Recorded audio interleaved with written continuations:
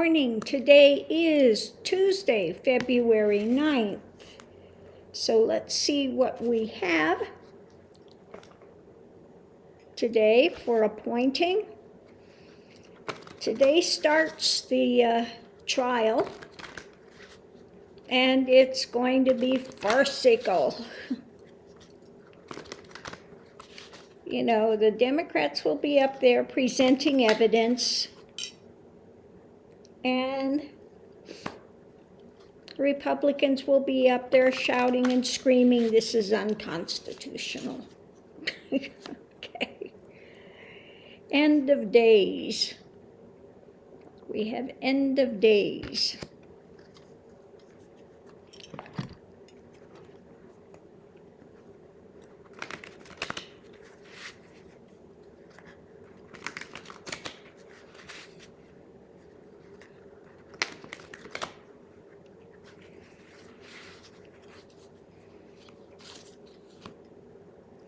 Compassion and serenity. End of days, compassion and serenity. Yeah, the best way to, of course, live your life is, to get to your end of days, the time that we are allotted here on the earth, is to have compassion. Have compassion, have love. Okay, and then you'll develop serenity. If you understand that everything is part and parcel of the divine is, no matter what it is, no matter how foul it is, it appears to be, no matter how much of a shadow substance it appears to be, it's created and sustained by the divine is, okay? It's in illusion, in delusion, okay? So have compassion, because it's not coming out of, the people that are in this illusion and delusion, especially the QAnon people that have gone down that rabbit hole, they're not happy. It's like I said the other day when I did the reading, that these people are drawn in a moment of weakness, that they feel failed within themselves, and they're looking for something to hold to cling to. And so they get, pulled into this mob generated ideology, okay? But they're not happy. I can't say that there would be one person in QAnon that's happy, because what are they doing? They're fighting all the time. That's it. They're fighting, and fighting. Okay. So I'm looking to see.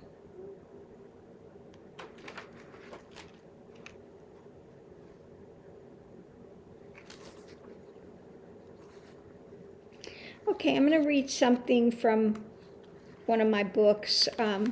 This is called Truth Unbound, and it's pointings along the pathway through consciousness. It's available on Amazon.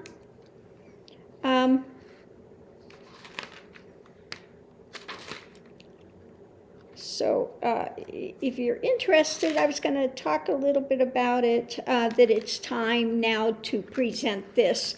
I wrote this book quite some time ago, but it's just now really kind of ready for people that are seeking and searching to benefit them.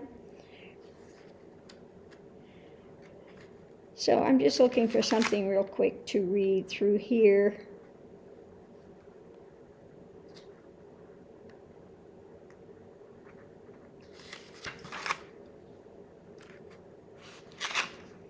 Okay. I'm going to read about gratitude, gift of offerings. This is a poem. There are a few poems in here, not a lot of poems, but a few. This is about giving offerings. There is nothing I can give that you do not own. There is nothing I can fashion that you have not created. There are no songs I may sing that the primordial Om does not fill with its essence. There are no flower arrangements that may be made that one blade of grass does not surpass in its magnificence. O Mother, Father, God, in your loving mercy you give us creation, that we may find you and enter your play with recreation in our small and futile ways. Okay. So here's one little excerpt on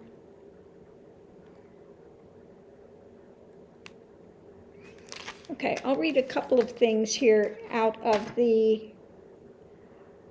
practice area about bhakti, which is, opening the heart to love, bhakti.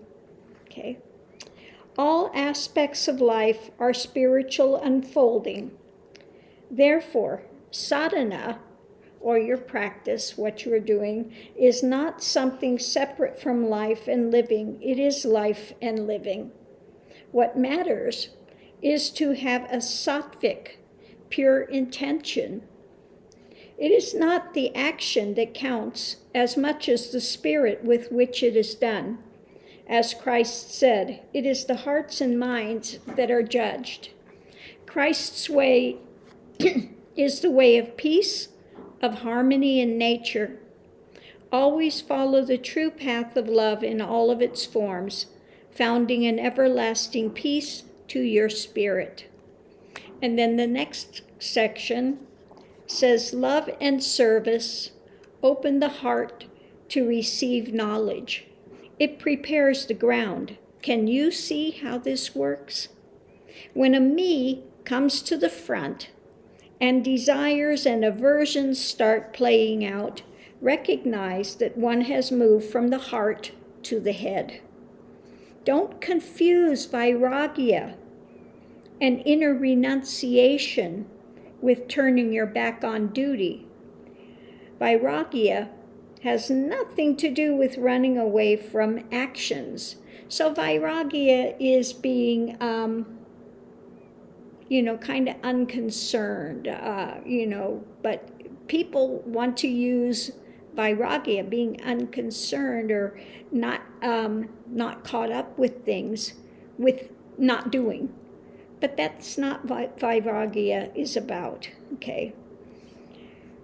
So if the heart is not open in some form to giving back for what is received, then what comes may be limited. So let me read that again.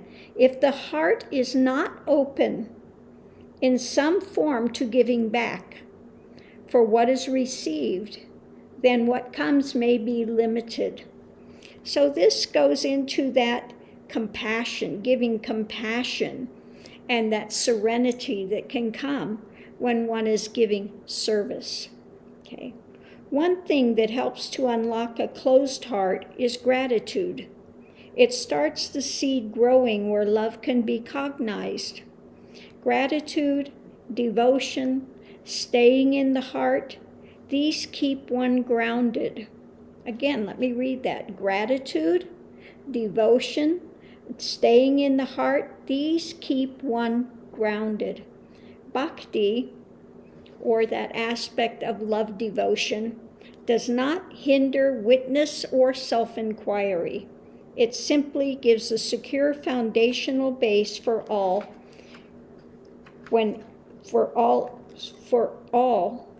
all else falls away. Let me read that again. Bhakti does not hinder witness or self-inquiry. It simply gives a secure foundational base for when all else falls away. Do whatever is being done as a love offering to God and universe. So let me read that again.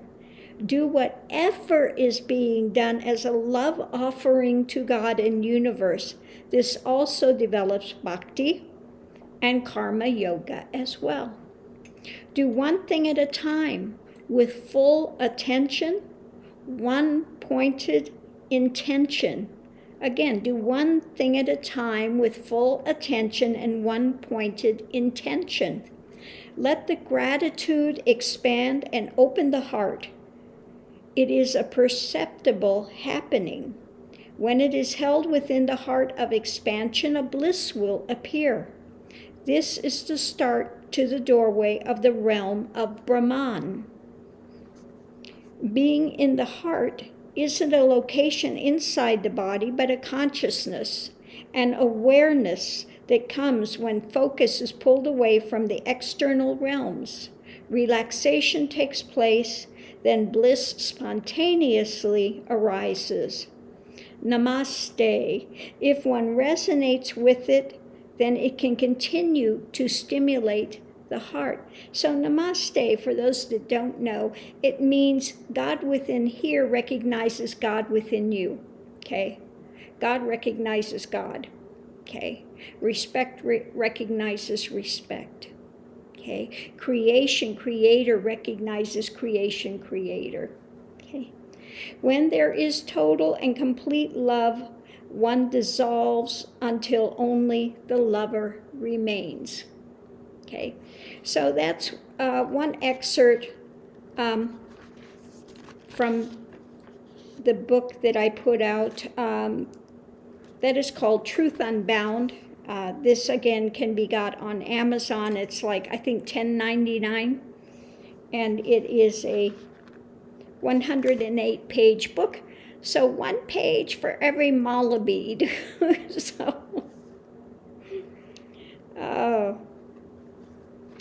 So let me see.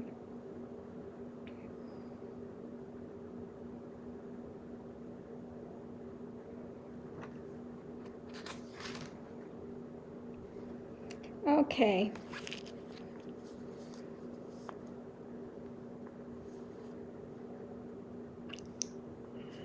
Okay, we'll do one here on fear.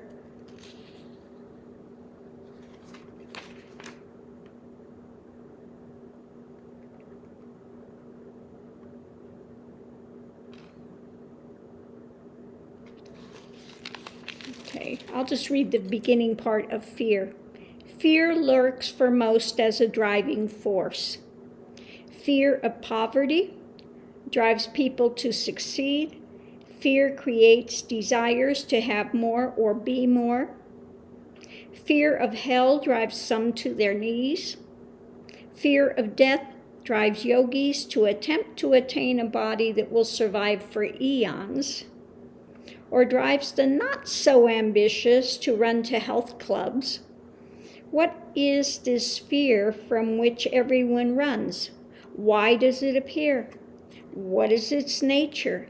How may it be overcome? Fear comes from trepidation about the unknown. So let me read that again. Fear comes from the trepidation about the unknown. To overcome fear, one must be willing to surrender and walk through it, and on the other side there will be simply laughter that remains. Fear was simply an empty demon created by the mind of Maya. When paid no attention, it will die from lack of fuel. When confronted, it will simply dissipate, as it has always been an empty illusion. So the next part is the fear modes of lack and death, the greatest illusions of ignorance. Fear is the foundation that most live from, around, and within. Fear, anxiety, panic attacks. It is a fear of loss, fear that you're some transient life that has death waiting at its door. Fear is simply mental projections built upon ignorance of the eternal truth called God. Again, let me read that again. Fear is simply mental projections built upon ignorance of the eternal truth called God. God is all. the only existence. Therefore, what is there to fear? Death is an unreality. Simply the overcoat comes off and the subtle body moves onward to fulfill its course. Fear has no place within God, who is the life of all life and the death of all death. So anyway, there's another little excerpt from the book, Truth Unbound. So these are pointers. I'll read the afterword on this. This book is nothing more than a pointing. Don't take the words at face value. To find out the truth of what is said, or if you don't believe it and think it bunk, then even more so, go within, enter into stillness, seek the entrance into the Holy of Holies, where nothing is except that eternal is, which has always been and will always be. How can you run from the truth of existence? It is simply not possible to continue to hide that from that unchanging self that is the life of all life forever. May each who encounter this book come to the end of the search to the freedom which has always been present. All gratitude and love to my Guru who shattered the darkness and brought forth the life within. Mahashanti Om. 0. So anyway, if you are interested in this book, it is called Truth Unbound. This is the original copy that I made. It doesn't look like this, the book that you're getting. It's actually professionally printed, okay? So again, if you're interested in that, I bring that forward now because I think it's a book that could help people with their journeys now. They're very just short little excerpts of pointers that can help people along their own journey, something to sit with and contemplate, and take within and, see if it has value for you in your own life and existence and your own journey. Okay, so love and light to everyone. Thank you for tuning in. Thank you for spending a little time with me this morning. I do so appreciate it. If you've enjoyed this, please give a thumbs up. And don't forget to mask up. And I'll see you online.